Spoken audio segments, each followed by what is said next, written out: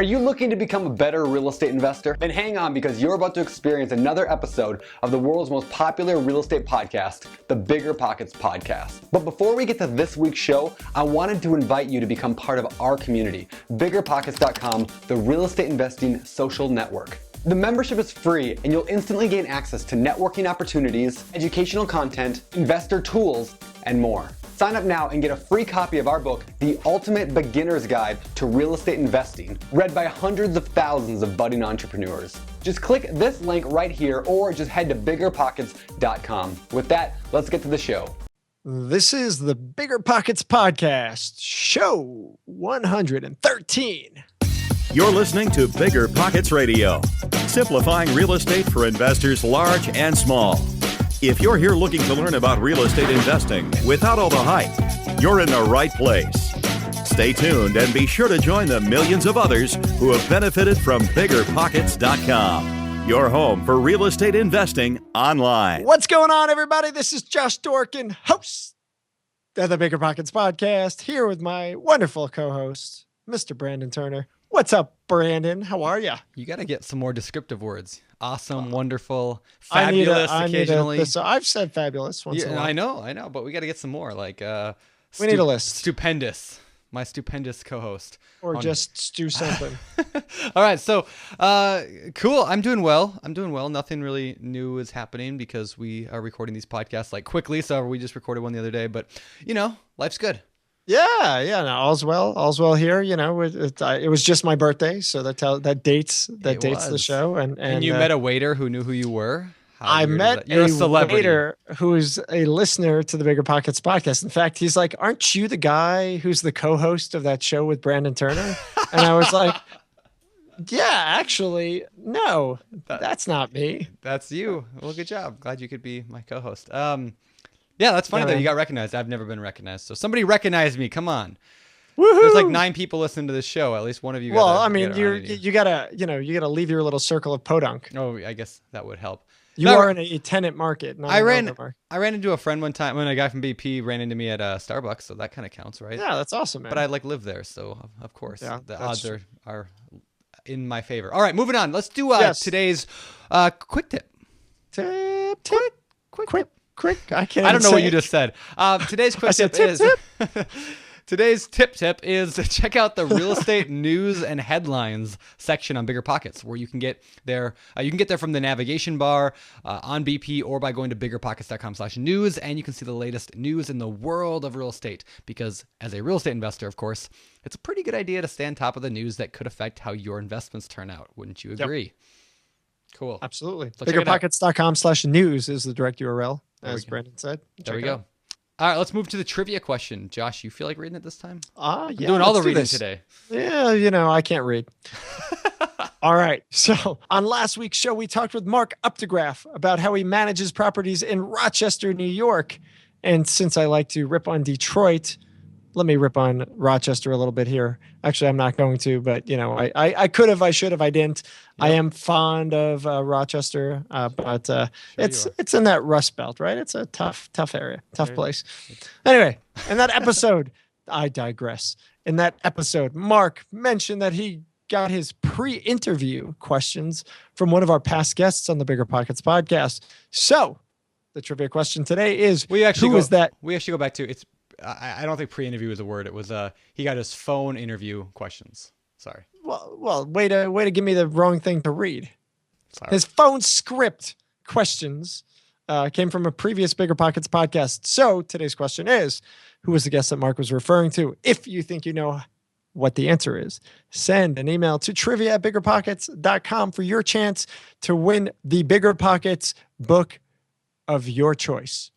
Ooh, fancy. There you have it. Not just the book on investing in real estate in low money down. Yeah. So that is today's trivia. With that, we've got a great show ahead for you guys. Today's guest brings some expertise in a field of interest that we're digging in more and more on, which is commercial real estate.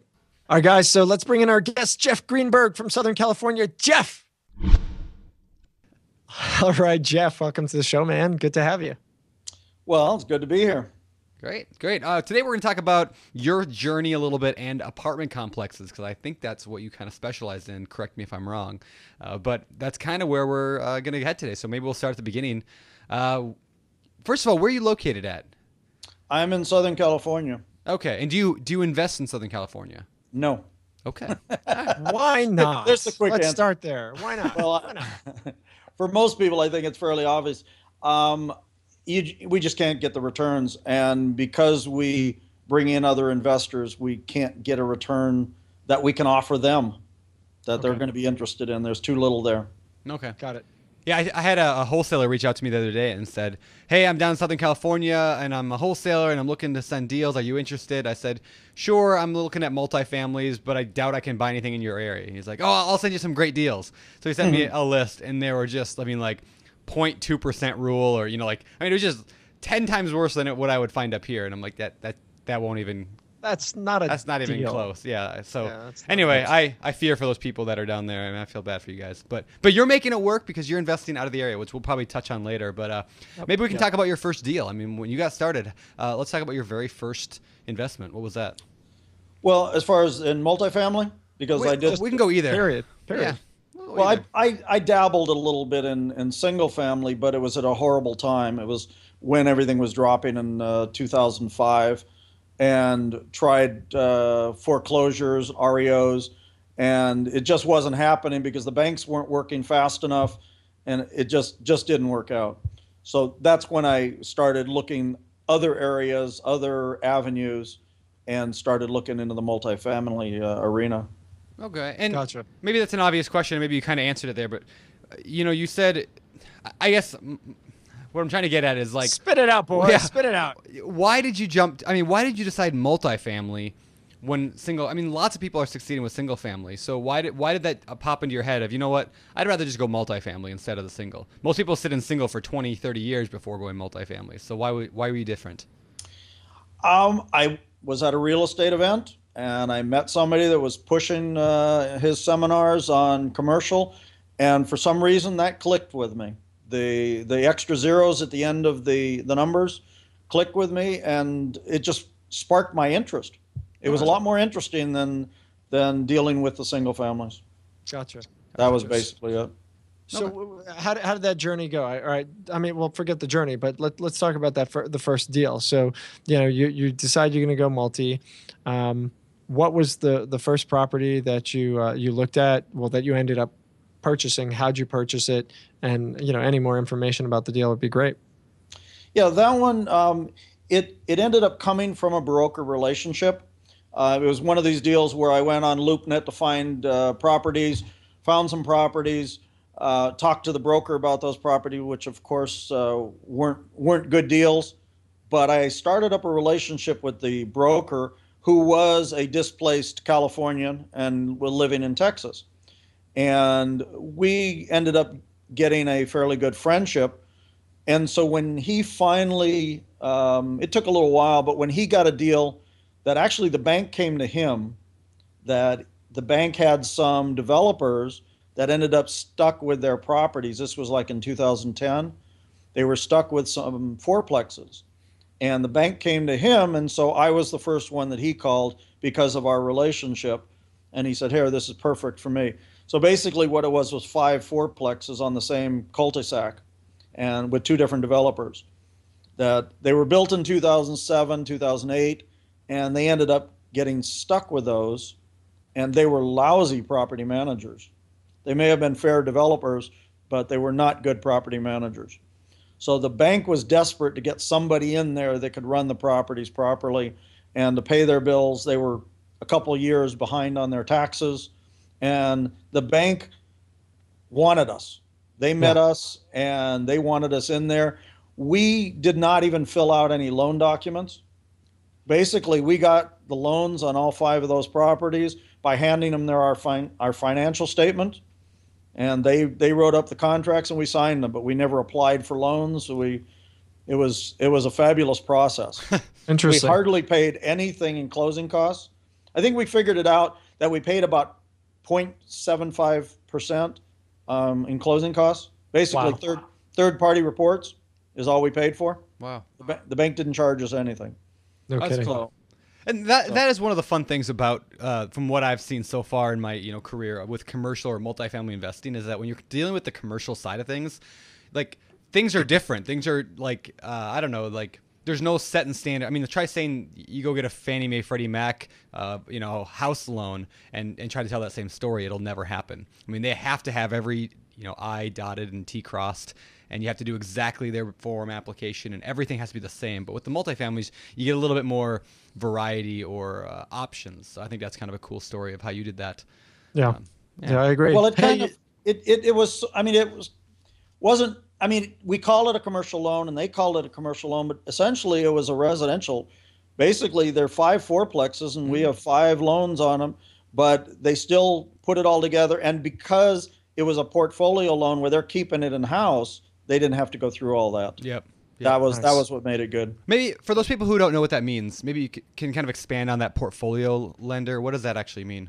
Well, basically where the bank keeps it in house, they don't go and sell it off or package it off to somebody else. And what's the advantage of that to an investor who's looking for a loan? Well, the banks have a lot more flexibility on what they can do. Yeah. They don't have to follow all of the rules. As Brandon said, fill out all the other forms and make everything up to all the regulations or all the rules that are in place. Yeah. They have a little more flexibility in those.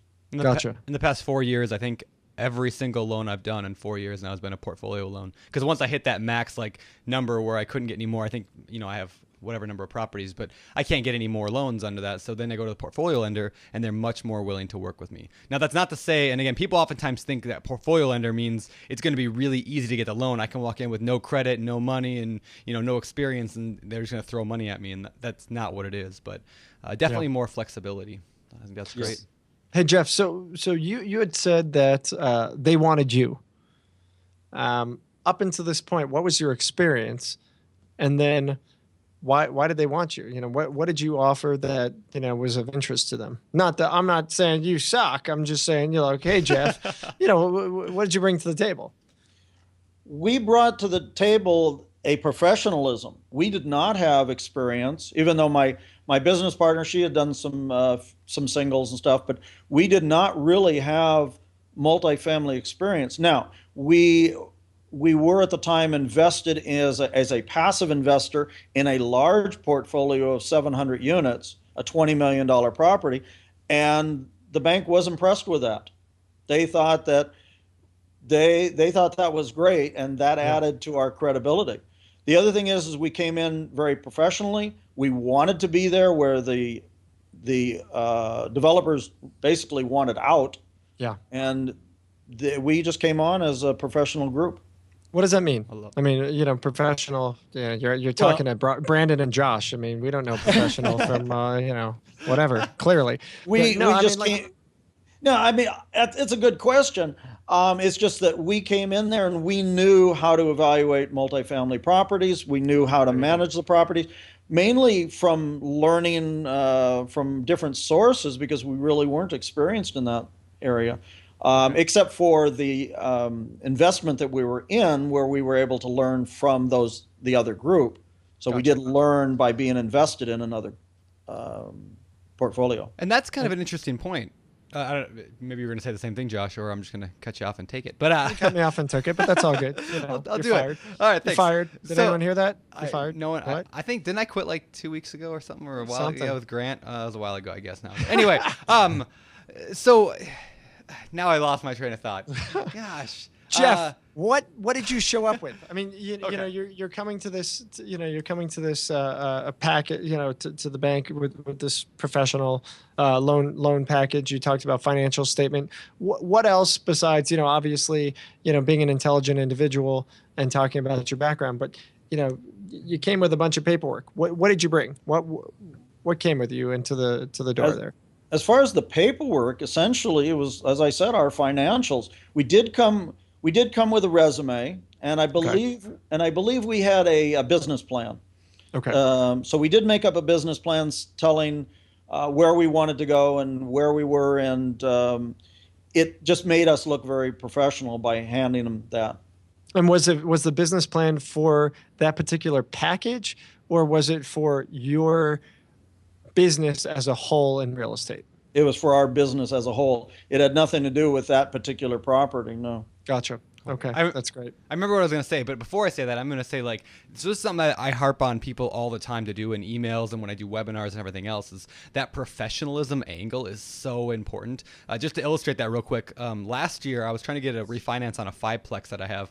And so I went to one bank who was known to be a good portfolio lender. And I even had a recommendation from a friend who introduced us that, everything right? So I go to meet with the guy, and I just, I was in a, it was a busy time. I think I was in the middle of writing the last book or whatever. And so I just brought him this stack of papers, and I was like, here, the property's great. It's worth about, 40% more than what I have into it, maybe even double, or 140% more than what I have into it or whatever. It's, it's got a lot of equity in it. I'm fine. Can we just make this happen? And a month went by and he didn't do anything. And then another couple of weeks went by and I got a phone call, and then in the end he rejected me. And I'm like, I'm a perfect borrower at this time for this thing, and everything was perfect about the property, but I was so unprofessional in how I presented it. So then a few months went by and I was like, okay, I'm going to do this again. Went to a different bank, and this time I went and me and my wife spent a whole weekend just making the most detailed, perfect analysis, packet and a resume and a business plan and all this fancy stuff. I brought it to that bank, and within 3 days I had an approval, and then we closed a month and a half later.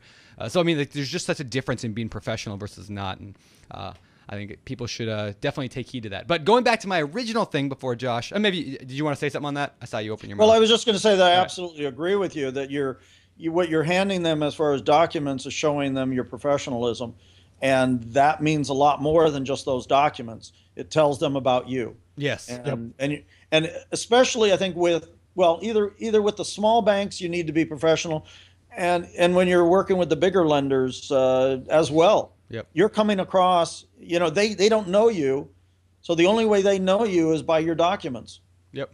And Absolutely. And a commercial lender doesn't invest in property. They're not investing in a deal. They're investing in you as a customer, and so they want to know that you're a professional.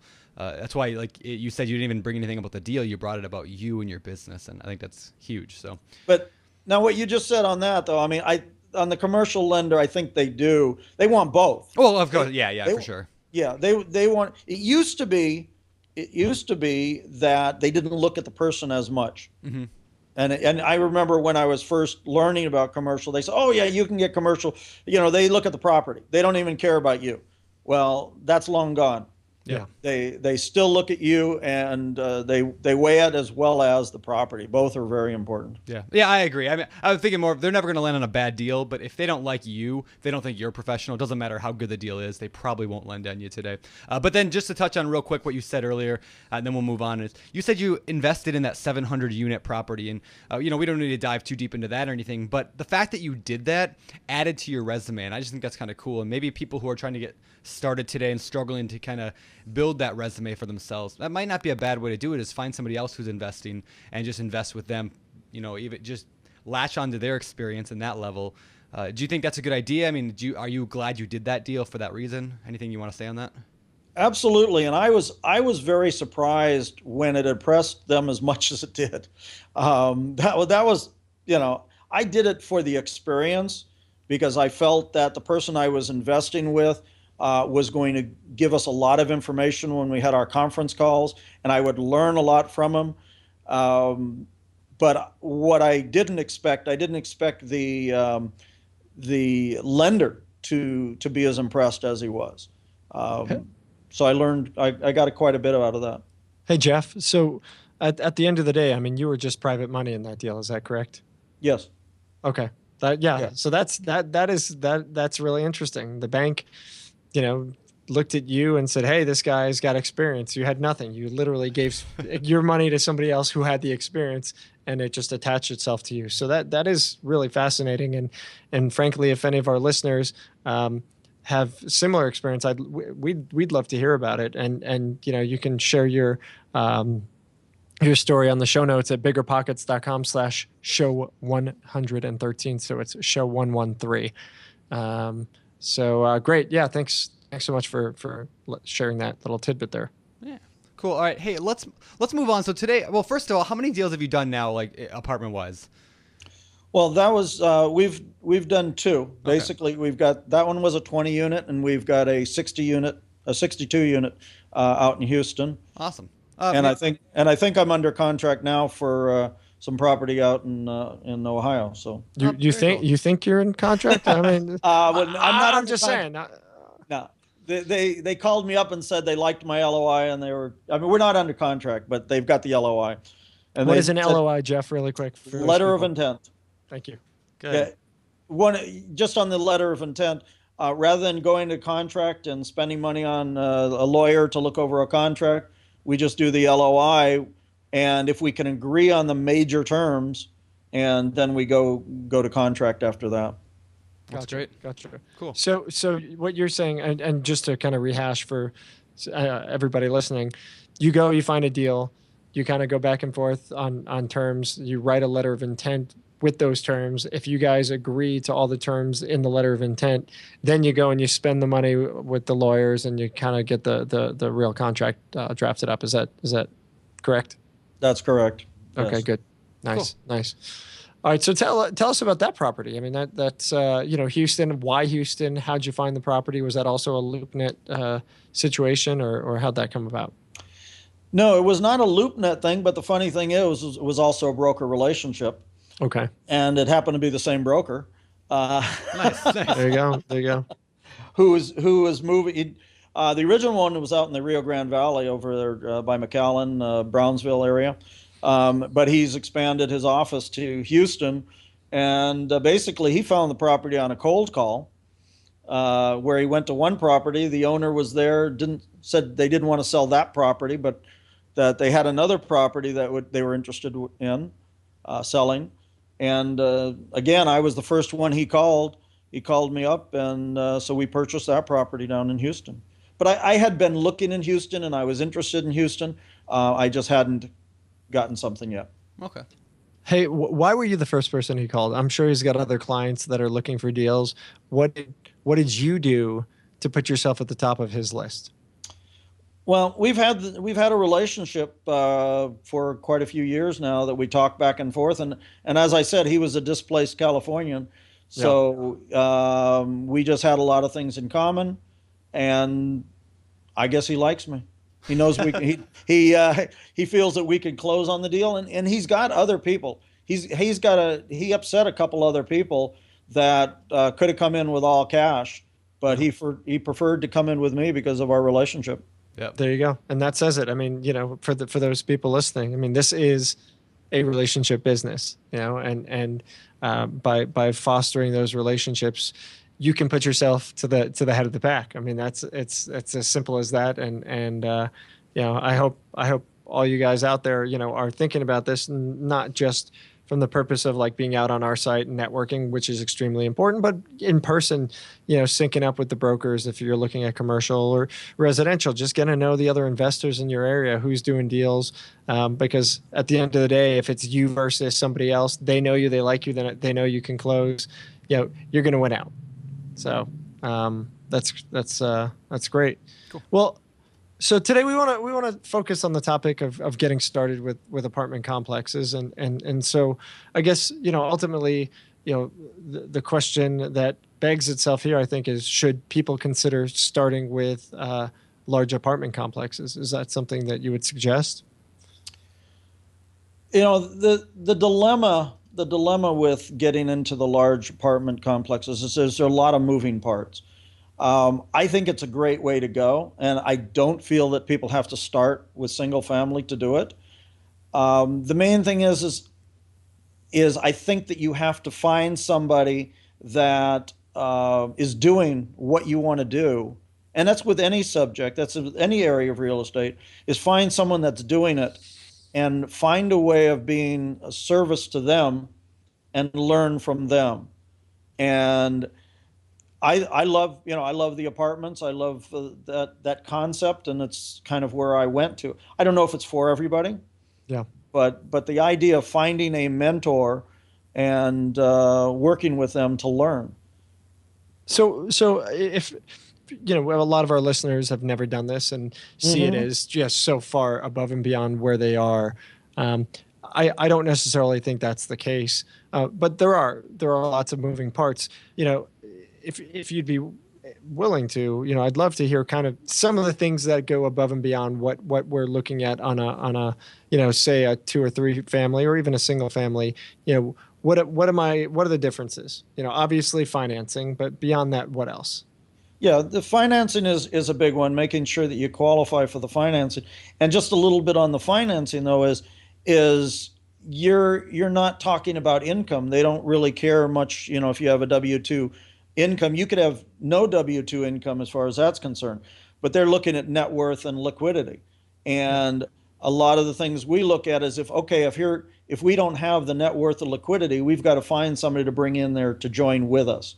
And commercial is so much more of a team sport. I mean, single family is too, but commercial is so much more. Besides the financing and having to deal with having the liquidity and the net worth and experience, you also have insurance issues. Dealing with insurance on commercial properties is a whole nother thing.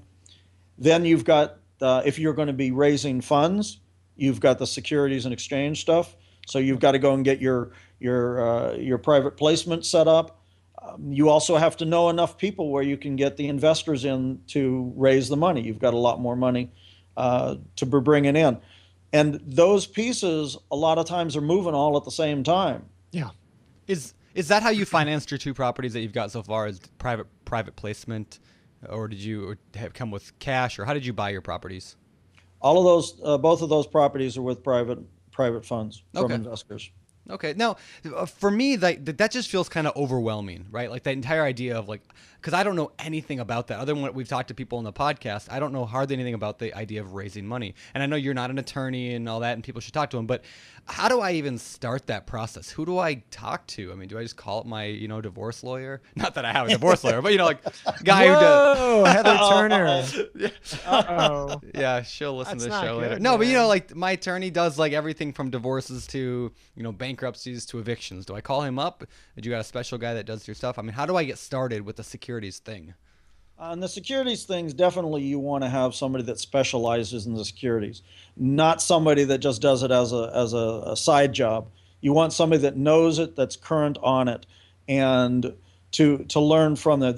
There's a couple books out that give you some information, but I mean, I've gone to several seminars, quite a few seminars on doing syndications, and there are some people that do it. In fact, I'll mention Joel is one of those people that do some syndication workshops and stuff. You've got to talk to people and learn what's going on, because there's a lot of things that you can trip up on, and you can end up with an orange jumpsuit in a 6x8 in a 6x8 room. So you do have to be careful with it. Yeah, it makes sense. You gotta be careful. Yep. All right, cool. So that's kind of your first. You talk to an attorney. Is that the first step, or is there another step? Like, what's the first step in wanting to get into apartment complexes? Like, I want to get into apartment. Do you find the build? My question is, and I think you might be trying to get there, is, do you find the property and then take a first step, or do you go and say, hey, I want to buy, big apartment complexes. Let me talk to the lawyer. What is it, a chicken egg? Find the property, then talk to the lawyer, or talk to the lawyer, then the property? The first thing that you're going to want to do is, and I guess Brandon was more alluding to this one, is the first step is to learn how to evaluate a commercial property. Okay. Yep. That's the first thing. You've got to learn how to value it before you could find it. Because I mean, the first property that I put an offer on was up in Fresno, and I learned from a home study guide. And fortunately, I mean, I put in a lowball offer, and then fortunately later on I learned that my offer wasn't even low enough. Fortunately, they didn't take it. Fortunately, I didn't get into contract with it, because I would have been in some big trouble in the first place. But so evaluating the property is the key first, and learning, including the economy of the area, the market, all the stuff about the property that you typically have to learn. That stuff is critical first. While you're learning that, you're meeting people, you're talking to people, getting people to know you. You really do need to build up a credibility. When you do a syndication, people are trusting you with their money. And that's a big, big responsibility. And they're not going to do it lightly. And so you have to come on as a knowledgeable, credible, honest person in order for them to be interested in doing it with you.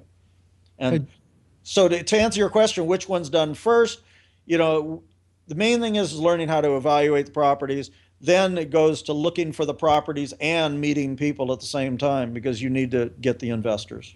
Why would you do that instead of going to the bank and just getting a commercial loan? I mean, say I've got, I don't know, a couple $100,000 or $1 million in the bank. Why would I go and, go through the rigmarole of setting up a syndication and doing that than just going at it alone? Okay, if I had the money to buy the property outright, is that what you're saying? Sure. Yeah.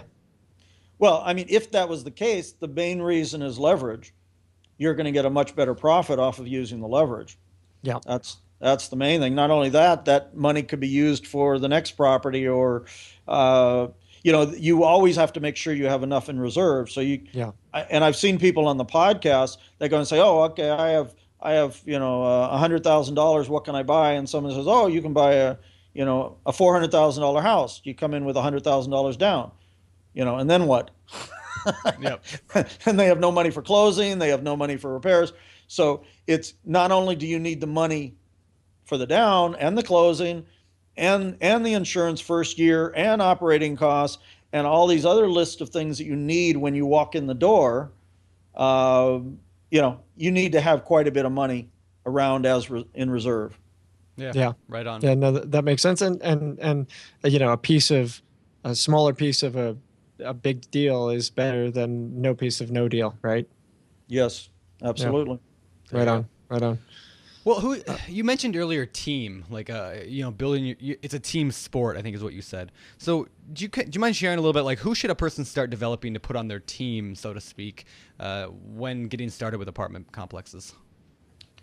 Well, you need the real estate brokers, and you need a broker that understands what you're looking for.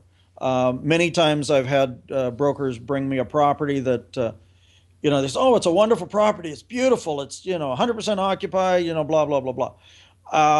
But there's no value add. There's no room for me to move on it. And then they'll go and say it's a 5 cap, which for those people that don't understand cap rates, if you paid all cash for the property, you would be getting a 5% return on that property without any leverage. So that would basically be a 5 cap. Okay. I was chewed up and down by a broker in Austin when I told him I only will look at properties that are at least at an 8.5 cap. And he chewed me up and down, telling me that I wasn't going to ever see any of those in Austin. And he said, if I'm lucky, I'll see a six cap or something. And so, you've got to get a broker that understands what you need and what you're looking for. So that's probably the first team member you need. That's great advice. Great. Nice. Who else? You need to get a lawyer in that state, the transaction lawyer that's going to be able to look over the contract, look over your loan contract, look over title documents, and that stuff. So that would be that. A lender. You need to get relationship with lenders, and that can be a national lender. On the smaller properties, you may want to go with your smaller banks, some of your local lenders. But you do want to get if it's a big enough property, you want to get with your national lenders. You'll get much better terms on your national lenders. No, good to know. Yeah, I mean, people come to me and say, "Oh, yeah, I had somebody said." Well, first of all, when I've been working with smaller properties, say a 20 unit or something, it's usually mom and pop owner, and they give you their financials that are crap. You have to sit there and pick and choose and figure out what the heck's going on. Yep. And I would always say, well, look, I can't take this to my lender, and my lender needs appropriate financial documents. And they said, well, you can go to my lender. I said, okay, well, I'll go to your lender and see what they have to say. And they would send me off to their local bank.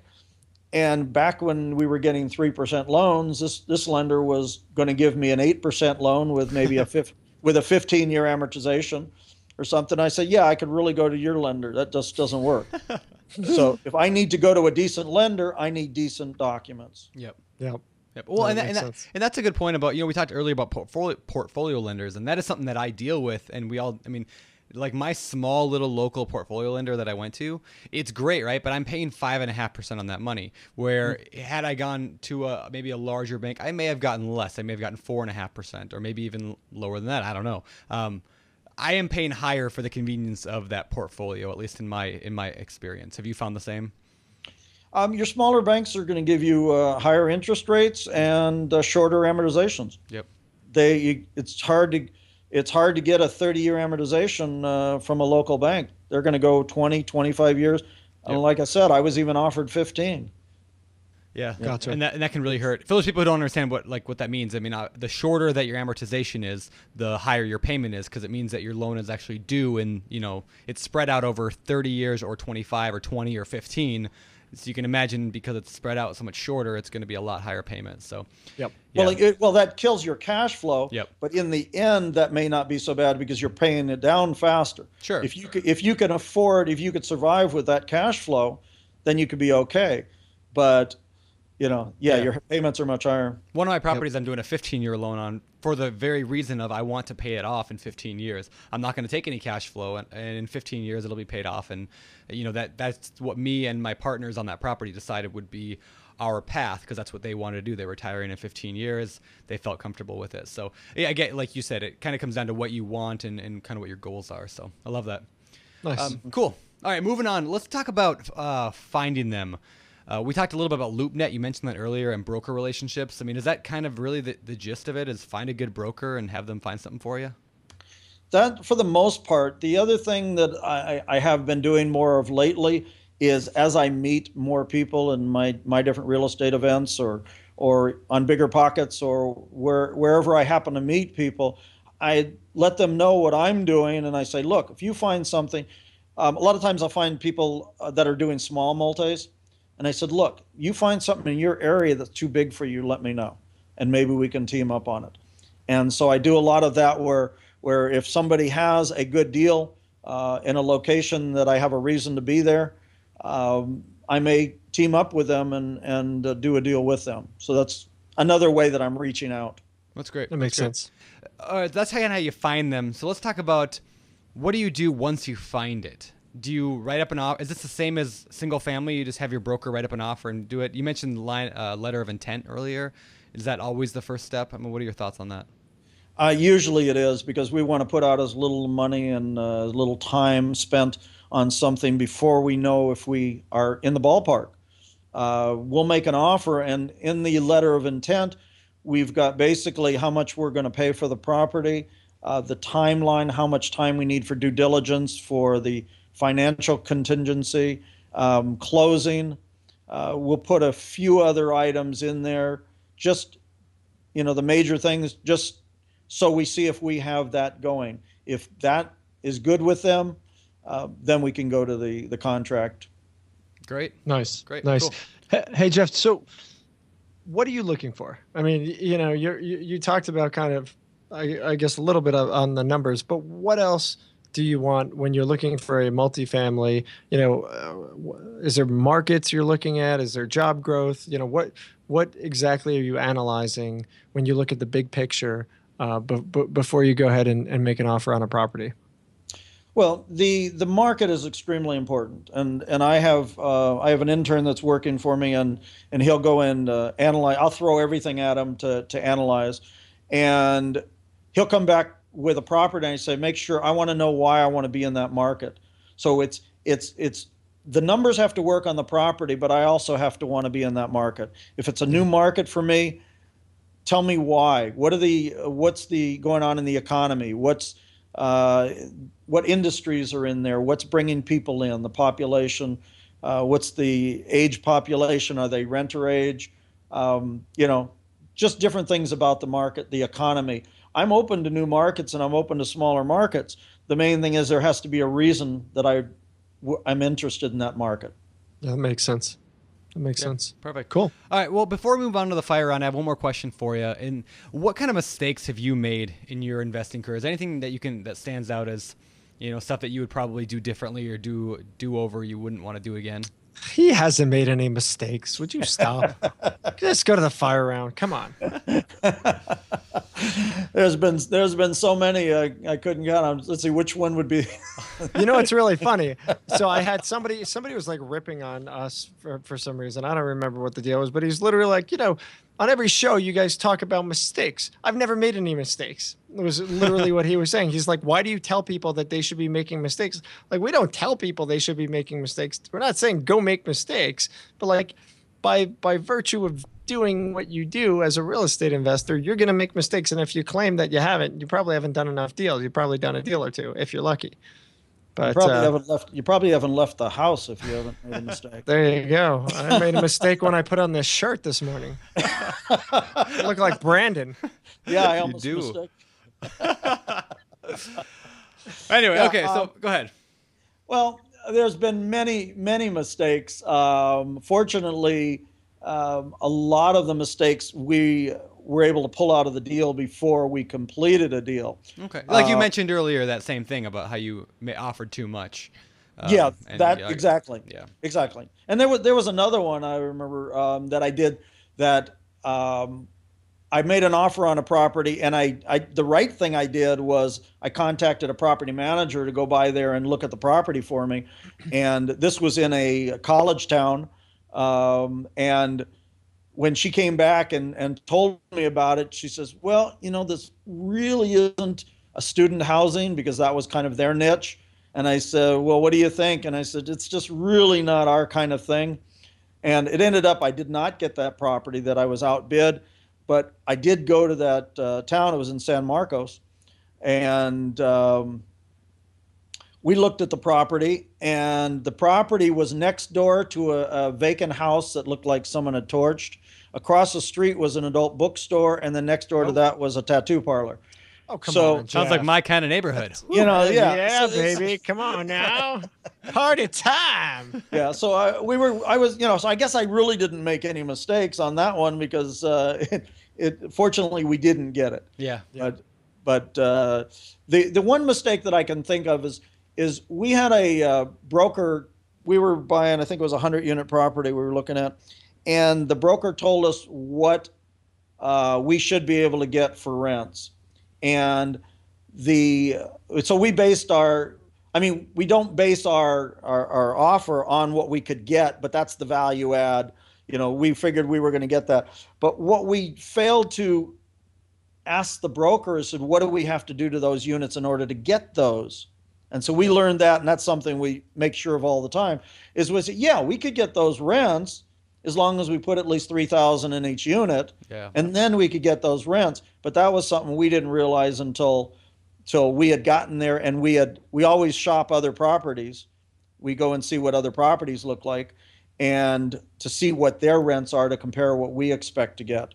And our units would have needed a lot of work in order to get those rents. That was just one of the mistakes. Terrific advice. Cool. Awesome. All right, moving on. Why don't we move this over to the world famous... It's time for the fire round.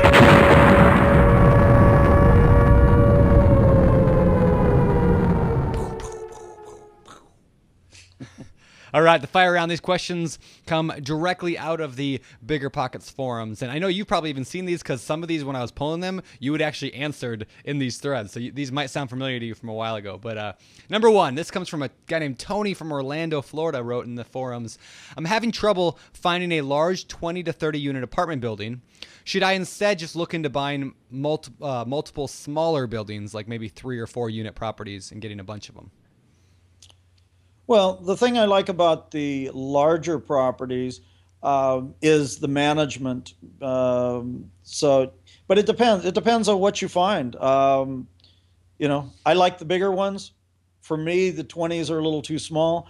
But for somebody just starting out, that may be a great way to go.